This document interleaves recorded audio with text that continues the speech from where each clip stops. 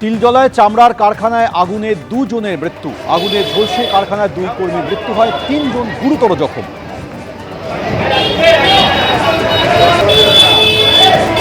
আহত 3 জন চিত্তরঞ্জন ন্যাশনাল মেডিকেলে এই মুহূর্তে ভর্তি রয়েছেন। সরাসরি হাসপাতালের সামনে থেকে রয়েছে আমাদের প্রতিনিধি সন্দীপ সরকার। সন্দীপ, যে 3 জন আহত হয়ে হাসপাতালে ভর্তি রয়েছেন তারা কেমন আছেন?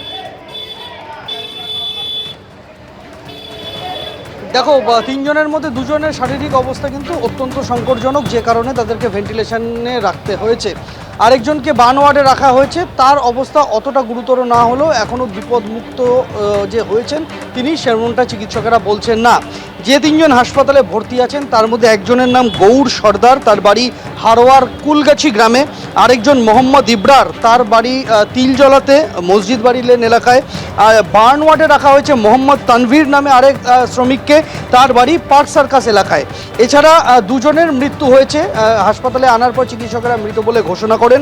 একজনের নাম রাজেদ আলী মোল্লা, তার বাড়ি ভাঙড়ে, এবং দ্বিতীয় জনের নাম মোহাম্মদ হাসানুর জামান, তার বাড়ি দেগঙ্গায়।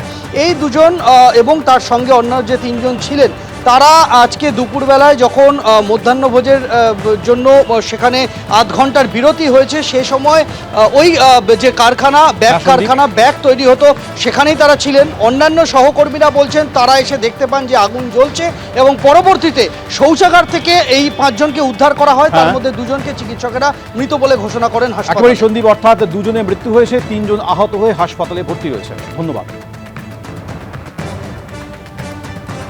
আর তিলজলার এই অগ্নিকাণ্ডের ঘটনায় নির্দিষ্ট ধারায় এফআইআর করে তদন্তের নির্দেশ দিয়েছে পুলিশকে মুখ্যমন্ত্রী শুভেন্দু অধিকারী, এবং ইতিমধ্যেই এই ঘটনায় 4 সদস্যের তদন্ত কমিটি গঠনের নির্দেশ দিয়েছেন তিনি।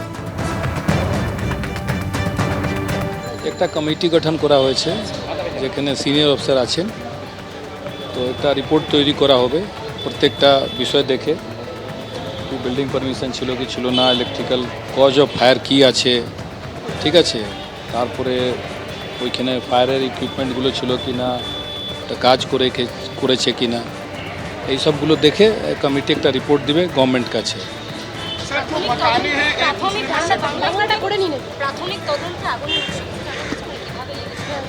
মনে হচ্ছে ইলেকট্রিক্যাল আছে মনে হচ্ছে, কিন্তু এখনও ওই ইলেকট্রিসিটি ডিপার্টমেন্ট থেকে যে আছেন না ওনারা আসবেন, আর ওনারা ফাইনালি এসার্টেন করবেন, তখন বলা যাবে।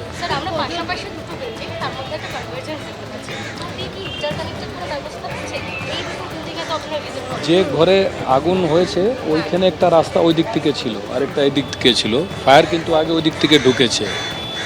তো ফায়ারটার ভিতরে একটা রুম আছে, ওইখানে হয়েছে, সোর্স অফ ফায়ার ওইখানে আছে। তো ওটা এই বিল্ডিংয়ে আছে, এই বিল্ডিং ফার্স্ট ফ্লোর। এবিপি আনন্দ, এগিয়ে থাকে, এগিয়ে রাখে।